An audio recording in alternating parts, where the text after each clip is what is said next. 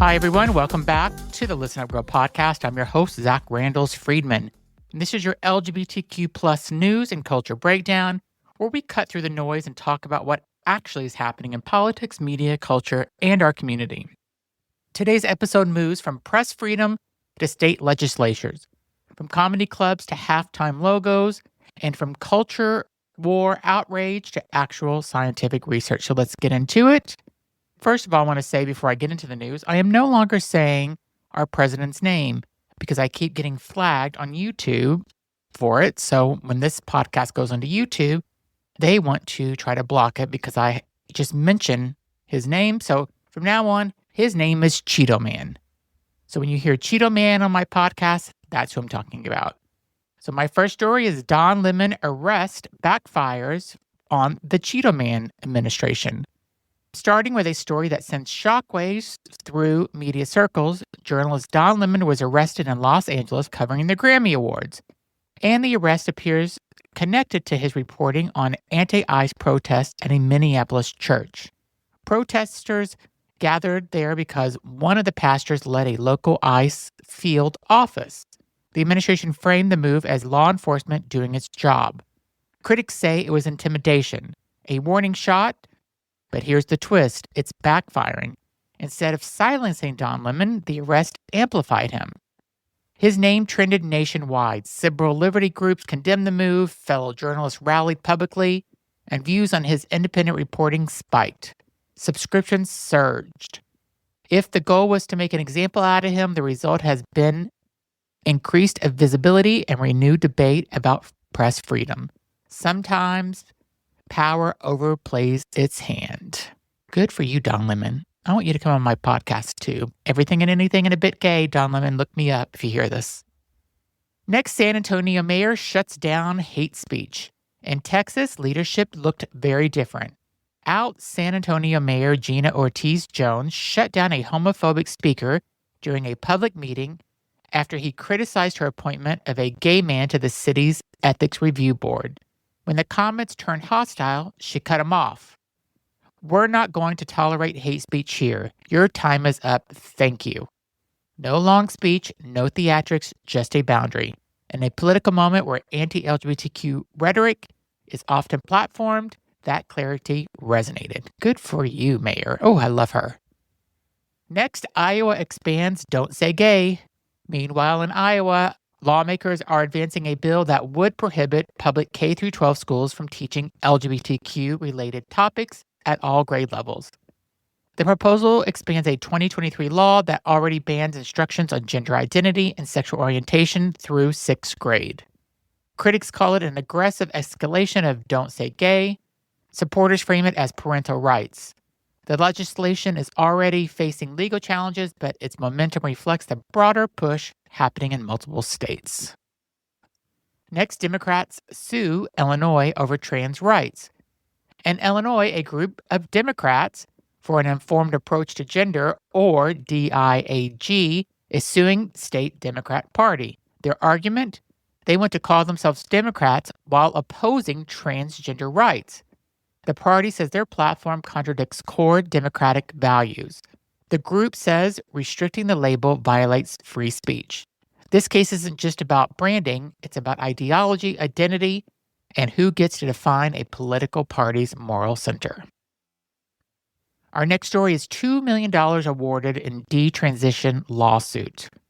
A landmark medical malpractice case could have national implications.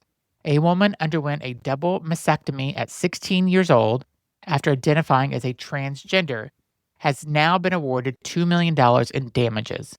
It's the first time a detransitioner has won a lawsuit over transition-related medical care. Advocates for youth gender-affirming care warn that the ruling will weaponize politically. Opponents say it proves the need for stricter oversight. The broader medical community still supports gender-affirming care under the clinical standards, but the ruling will intensify the debate. And that was from LGBTQ Nation. Next, study challenges transport ban narrative. And speaking of debate, new research is challenging one of the most common arguments used to justify banning trans women from sports. A study published in the British Journal of Sports Medicine found that transgender women likely do not retain athletic advantages over cisgender women after undergoing hormone therapy. The authors specifically noted that claims of irreversible advantage are not supported by their findings. The research directly contradicts the rationale behind blanket bans that have been sweeping state legislature. Science continues to evolve, and politics often lags behind. Our next story is the Pink Pistols surge after election. Since Trump's re-election, the LGBTQ gun rights organization Pink Pistols has seen a major surge in growth. More than 20 local chapters have formed or revived. The group promotes armed self-defense with LGBTQ community, arguing that queer people should not rely solely on law enforcement for protection. It's a reminder that LGBTQ Americans are not politically methodical, especially when it comes to safety. Next, comedian faces backlash over Slur. A right-wing comedian is under fire after referring to Renee as a retarded lesbian during a stand-up set. The clip went viral. The backlash was swift. Critics say it was blatant homophobia, and supporters call it edgy comedy being policed by cancel culture. The incident reignites a familiar question. Where is the line between free speech and punching down? Because free speech protects you from government, but not from consequences. And next we go to Kid Rock, J.D. Vance, and the Super Bowl. Kid Rock is set to headline Turning Point's USA's alternative halftime event, unofficially dubbed the Super Bowl. But resurfaced lyrics from one of the old songs sparked backlash after critics described them as disturbingly inappropriate. Instead of distancing themselves, J.D. Vance doubled down in support. Kid Rock responded with predictability, another tone-deaf statement. The outrage machine keeps spinning. Oh, God. Kid Rock, what is he doing? He hasn't had a hit since, early 90s, mid-90s at the most. Next is Super Bowl logo gay. Conservatives are upset about the Super Bowl logo. Newsmax host Greg Kelly claimed the colorful design looks a little bit LGBT queerish. Yes, the logo is colorful. No, colors are not political ideology, but here we are. Our next story is queer love on screen. Let's end on something meaningful. The film Pillion, starring Alexander Skarsgård and Harry Melling, is earning praise for its tender portrayal of young queer love. Critics described it as capturing that fragile, transformative first love feeling, the kind that shifts your understanding of yourself forever. In a political climate filled with hostility, stories like this remind us that queer joy still exists and it still matters. That is your LGBTQ plus news roundup. From press freedom to public schools, from medical courts to comedy stages, from research journals to halftime hysteria.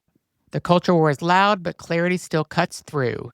If you appreciate smart, direct coverage like this, make sure you subscribe, share this episode, and stay informed. I'm Zach Randles-Friedman, and thanks for listening. Come back later this week for more LGBTQ plus news.